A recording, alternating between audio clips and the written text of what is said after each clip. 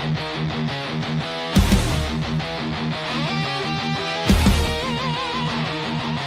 the Blue Collar Breakdown!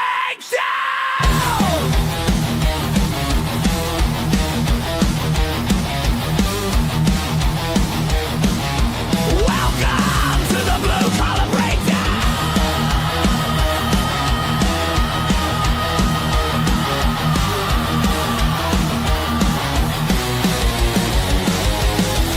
Starting right now!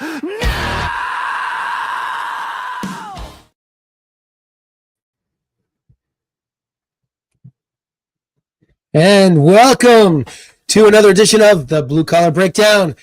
My name's Tom Eddlem. I'm the Blue Collar Economist. And for the next 30 minutes or so, we'll be talking about Venezuela and the forever wars. But before we do, I want to tell you a little bit about what I've been doing these last week. The Libertarian Institute published this article, which, if you're a libertarian, you're going to say, what is he going socialist? No. But you should read the article. Billionaires, not socialists, are the biggest threat to the free market. And the idea behind it is this, that, we went over it kind of in the in a past issue of this podcast. The idea is socialism isn't really a threat to America in the sense that they're not nationalizing the means of production. However, other kinds of statism, fascism, cronyism, all of those are very real and present dangers, and billionaires are being, shall we say, subsidized at great rates. I mean, think about it from this perspective. Okay, one of the tidbits I use in the article is this: Elon Musk has taken in more than $36 billion in federal, state, and local subsidies over the years. Most of it is direct taxpayer. I'm not even counting tax breaks. It's taxpayer payments to Elon Musk's businesses, mostly Tesla, mostly for electronic vehicles, carbon tax swaps, and those kind of things that are just direct transfers from consumers, or that make other companies charge more and pay more in the market that are charged up to consumers as well. So $36 billion works out to about $2,300 per American household. So, the old idea that libertarians like to say is that none of your problems are a result of a billionaire. Well, $2,300 per family, that can cause a real problem with a lot of families that are just living on the edge. So read the article, give me your opinion. I would love it. But today I want to talk about not just Venezuela, but the forever wars. Now, right now we have President Trump, and he campaigned on behalf of the idea that, here's what he said to the Libertarian Party National Convention back in May of 2024 when he was campaigning for president. We believe that the job of the United States is not to wage endless regime wars around the globe, senseless wars, close quote. Okay, that was May 25th, 2024. Before that, on January 6th, 2024, at a rally before the Iowa caucuses, he said, we should, quote, turn the page forever on those foolish, stupid days of never-ending wars.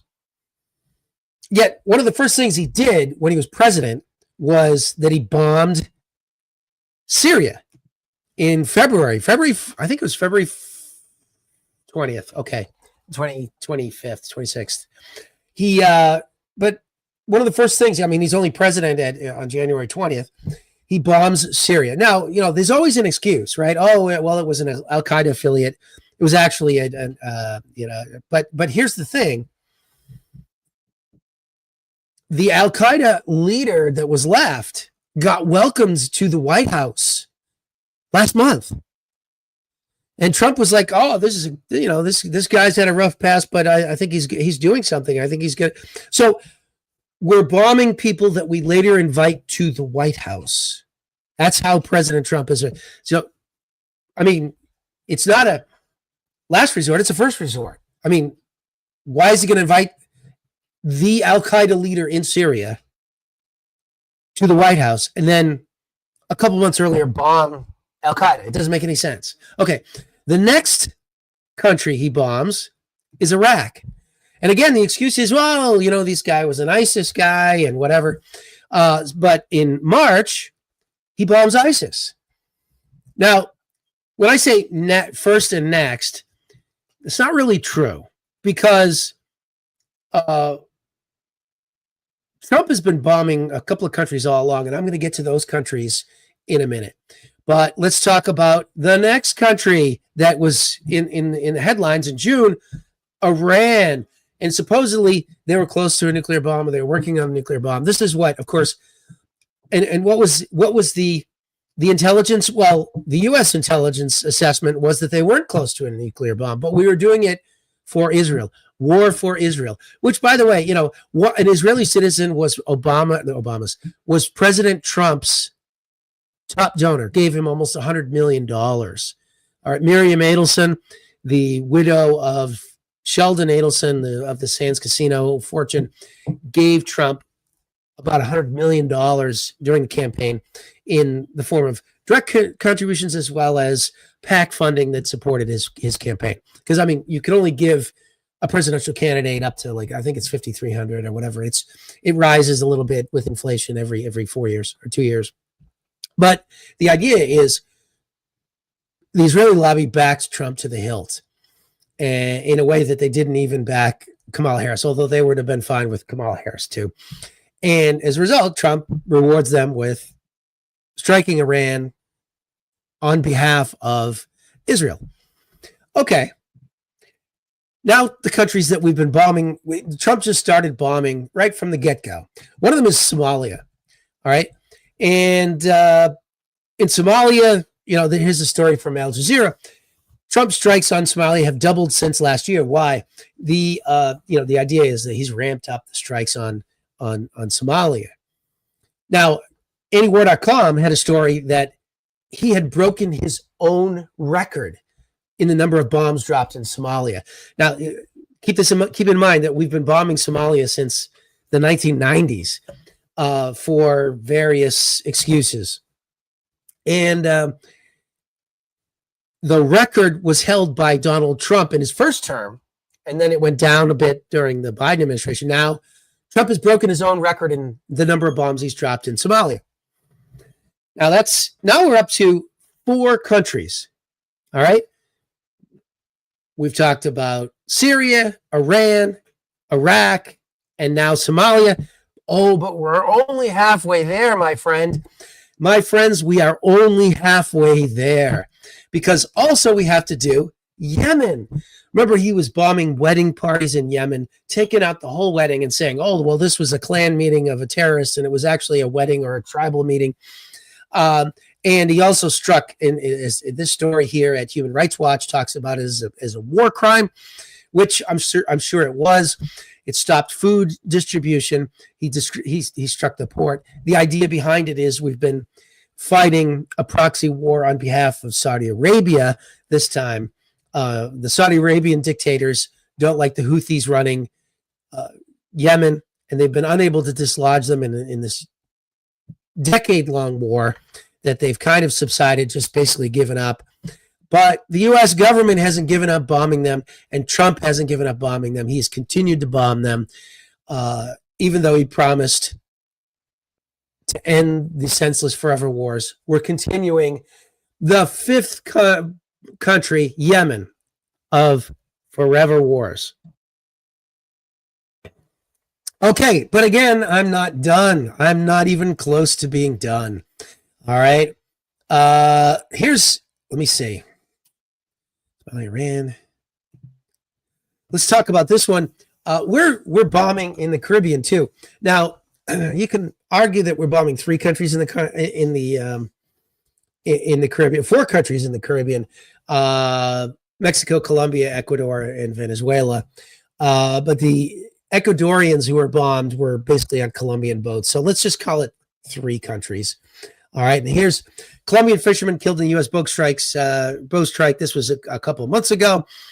And his family's filed a lawsuit saying, hey, it was just a fisherman. Why is the United States doing the drone strikes there? And in Venezuela, of course, we're doing that.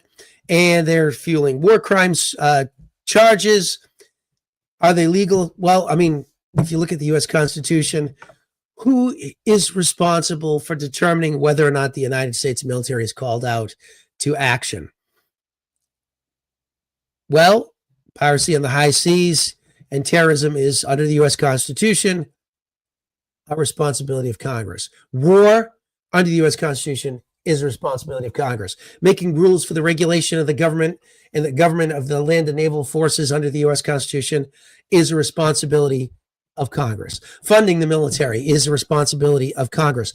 The founding fathers sought to put both the purse and the sword in the hands of Congress, not in the president.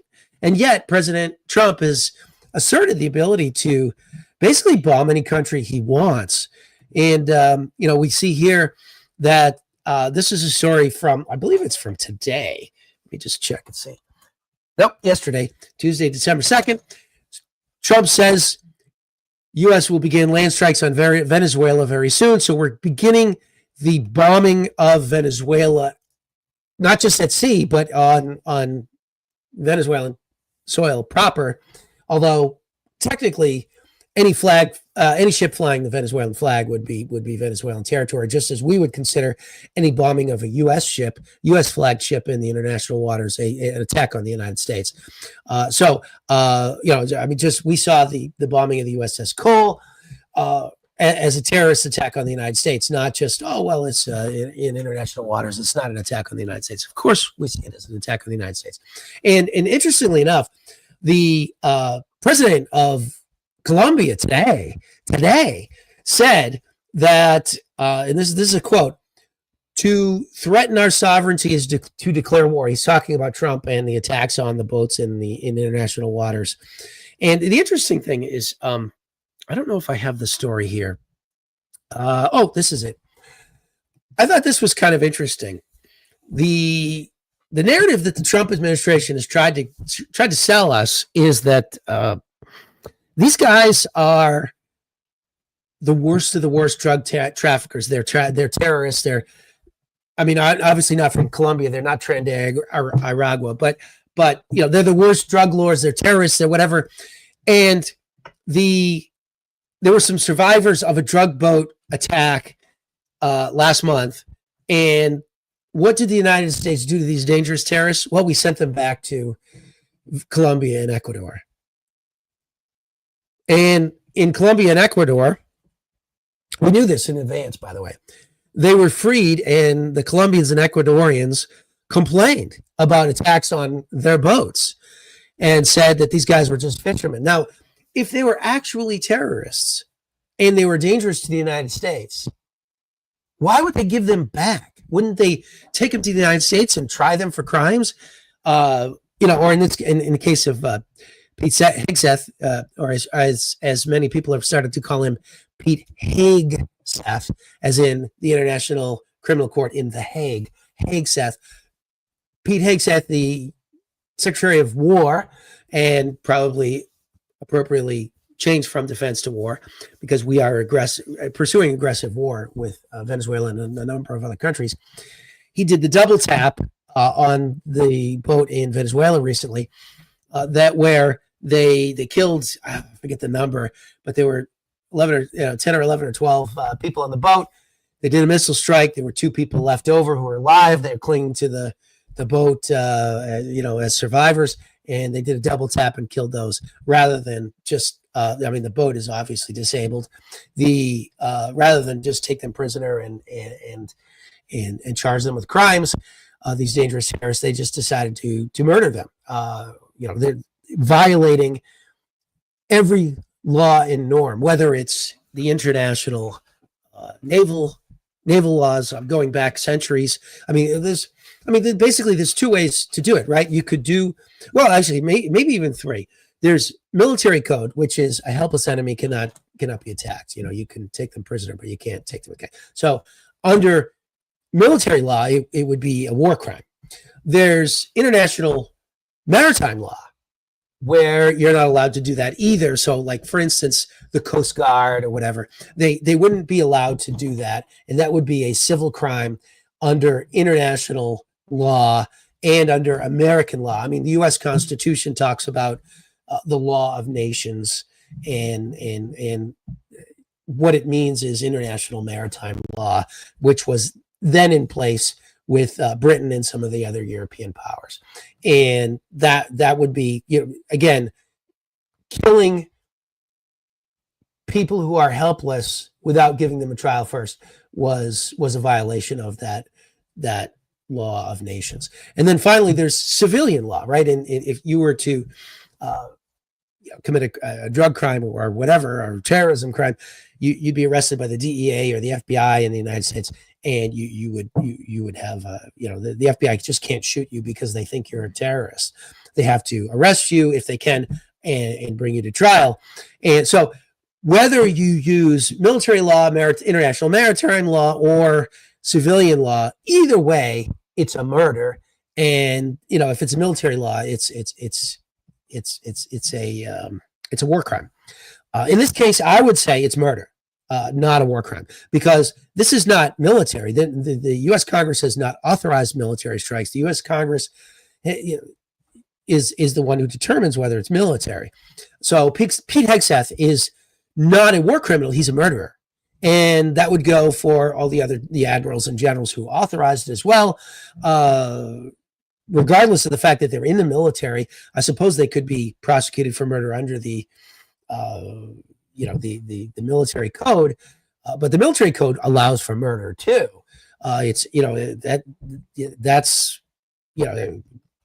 Soldiers that kill each other without orders or without authorization, or if they're illegally done, they can do that too. And by the way, there have been international trials of soldiers and sailors who have killed people, helpless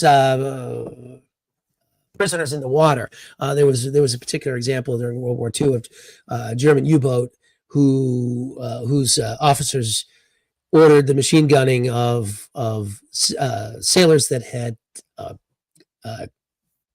fled the boat that they had torpedoed, and these guys were issued, if not many years in prison, maybe even the death penalty. So there's international precedent for this kind of thing as well. Okay, now where am I? Let's see. One thing I want to mention before I get too late, I don't want to forget this. Next week, I will not be live. Hey, Chuck and Money. We will not be live. I'm going to do one of Kyle Anzalone's podcast, so you just definitely want to check him out. Let me just make a general point here. My focus, although I've written about international politics and in the sense of in foreign policy and war for decades, the focus of this podcast is going to continue to be largely economic. Hey, I have a degree in economics, and the way I see it is I'm not going to be able to, you can see the crack in my voice. I still have that cough from that cold where I missed the podcast 2 weeks ago. I don't see myself beating Jason Ditz of Anywar.com or Kyle Anzalone of the Libertarian Institute or Scott Horton of the Libertarian Institute and everything else. I don't see that. I don't see myself beating them on foreign policy.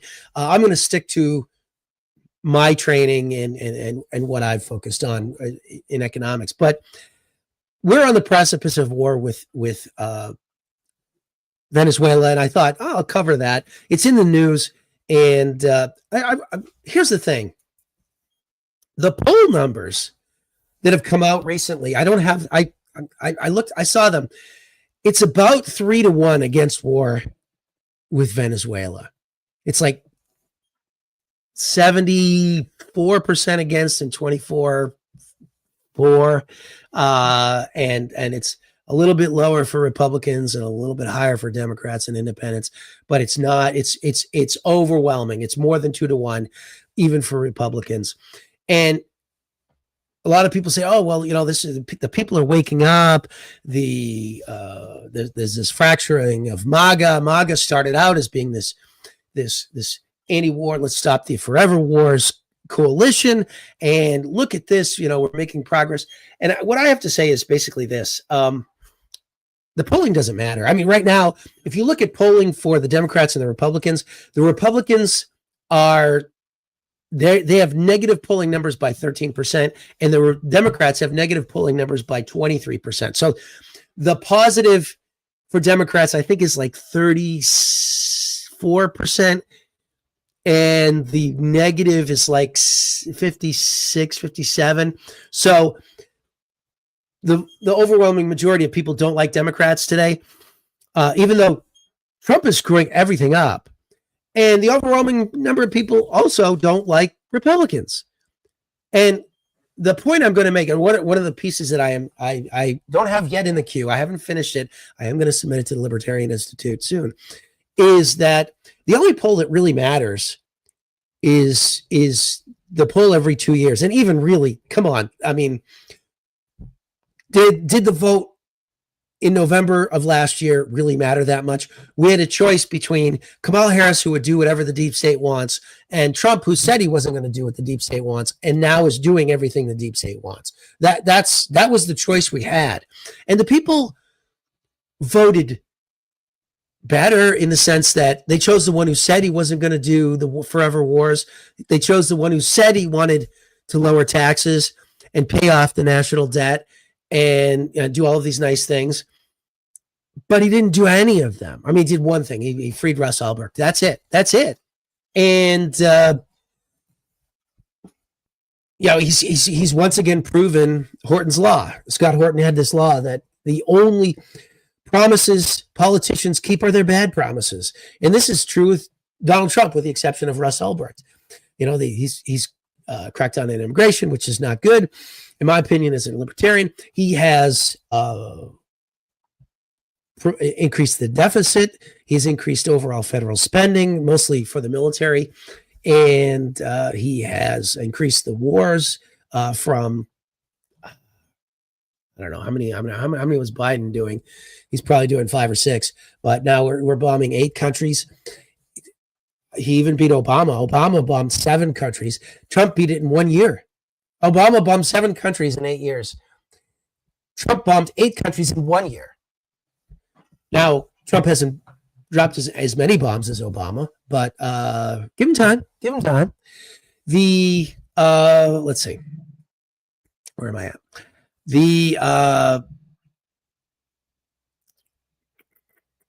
I got distracted. I'm going to be on Kyle Anzalone's podcast next Wednesday. I don't know if it's recorded live or it'll be, if it'll be released a day or two later, but I will be doing Kyle Anzalone's podcast, and you should be watching Kyle Anzalone's podcast as well, because if you want to be up to date on foreign policy and what's going on in the world and foreign policy, you can watch the Kyle Anzalone show, which I think is the one I'm going to be on, but you should also watch his other podcast, which is Conflicts of Interest, and this one's more the foreign policy emphasis. Although, to tell you the truth, both of his podcasts focus a lot on foreign policy. I mean, that's Kyle's specialty, kind of like mine is economics and domestic policy.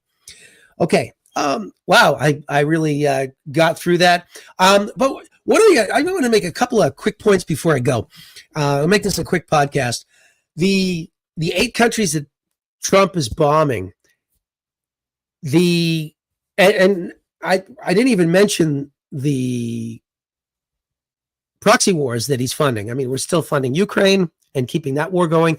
We are still funding Israel's war on Gaza, which, although there's a ceasefire, Israel continues to have bombings almost daily in Gaza, even though the Gazans are not striking back, or hardly at all.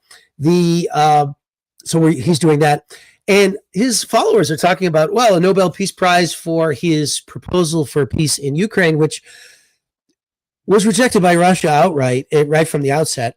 It just strikes me as it's kind of like in December of 1939, giving Hitler or Stalin a Nobel Peace Prize for signing the Molotov-Ribbentrop Pact and keeping peace between the Soviet Union and Nazi Germany.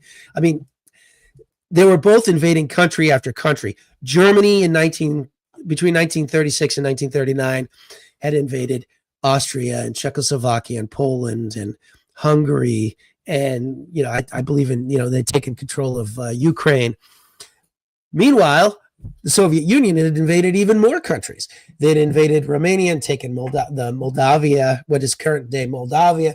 They had invaded Poland and taken half of Poland. They'd invaded Finland and got their butts kicked. They had invaded Lithuania, Latvia, and Estonia, although that was actually in 1940. But I mean, they'd drawn a map and basically divided up Europe between the two of them. And that's basically giving Trump the Nobel Peace Prize is kind of like giving those guys, Hitler and Stalin, a peace prize for the Molotov-Ribbentrop Pact. I mean, you don't get a Nobel Peace Prize if you increase military spending and you bomb 8 countries in 1 year. You just don't. I mean, well, I shouldn't say that because Obama got a Nobel Peace Prize and then 7 countries a year. But you shouldn't. I mean, it's maybe that's the change in the Nobel Peace Prize. It used to be. I remember back in the 80s, John McManus of the John Birch Society used to say, someone gets the Nobel Peace Prize. I always think, oh, I didn't know he was a communist, and I laughed about it. It was kind of a funny joke because typically they were on the left, but now you almost say, well, they got the Nobel Peace Prize. Oh, I didn't know he was a warmonger because Obama got it. And I don't know. It's just, and of course, it's Maria Corina Machado in Venezuela who got it this year. She, I was really rooting for her to be legit, but I just can't. She's the head of Vente Venezuela, which is the opposition party in Venezuela. That's probably the closest there is to a libertarian party in Venezuela, and she's a very popular figure. I wanted her to be a real legitimate opposition figure. But I always had this sneaking suspicion in the back of my mind. Well, she was educated at Yale. And I know that the CIA, going back to the 40s, started recruiting people at Ivy Leagues. And she also took money, not a lot, like I think it was like $70,000 or $80,000, but in Venezuela, that's a lot of money, from the National Endowment for Democracies, which is a CIA cutout. And she started calling for the U.S. to invade and for Trump to, I don't know. It's just, and there was something else she did. Oh, the fact that she won the Nobel Peace Prize right there makes me suspicious that the international community is out with, on her side, which is another suspicion.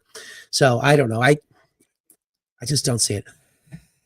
One last point. I keep saying I'm going to close, and I am. If Trump invades 8 countries or bombs 8 countries in 1 year, it kind of gives you a different view of America on the world stage. I mean, think about it. How many countries did Germany bomb in the early 1930s? How many countries did Russia bomb in the early 1930s or up until they were invaded in Operation Barbarossa in 1941? I mean, they 5, 6. I mean, Trump bombed 8 countries in 1 year. In 1 year, Mexico, and we've bombed Mexico and Colombia and Venezuela, Yemen, Somalia, Iran, Iraq, Syria, all those countries bombed this year. And it makes you think, okay, what was Vladimir Putin's complaint before he invaded Ukraine? He said, NATO is an imminent threat to Russia, and we will not allow NATO to come up to our border, and we will not allow Ukraine to come into NATO. And it sort of makes you think, crap, the United States is a threat to Russia. We are a threat. Now, that doesn't justify Putin invading Ukraine. Putin's a vicious dictator. He's an old KGB thug. He's a bad guy. But it doesn't make us the good guys. And it doesn't make NATO the good guys. NATO is the bad guy.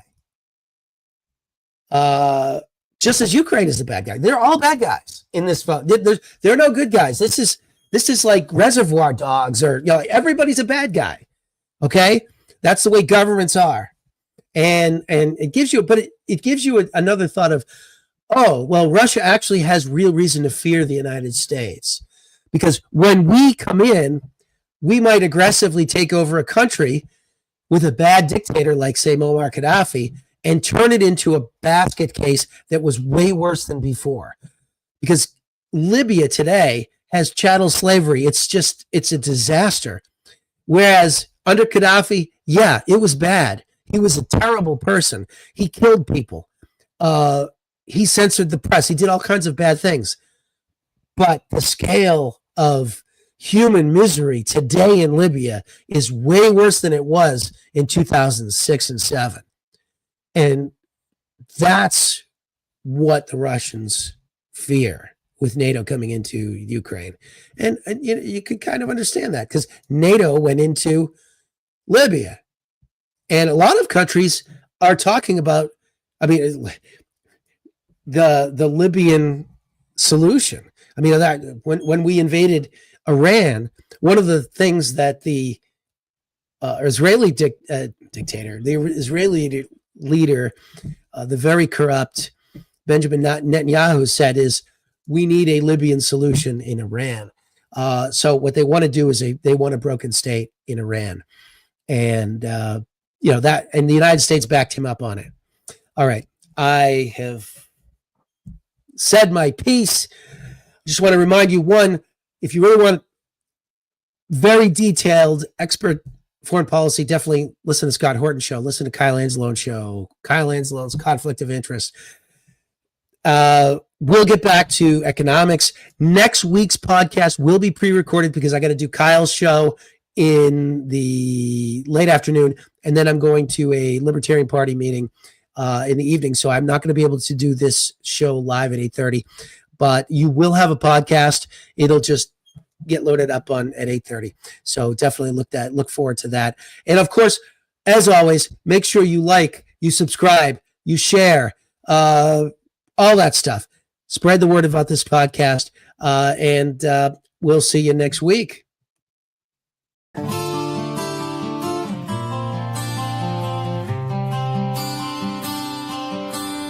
America, we have two-party fun.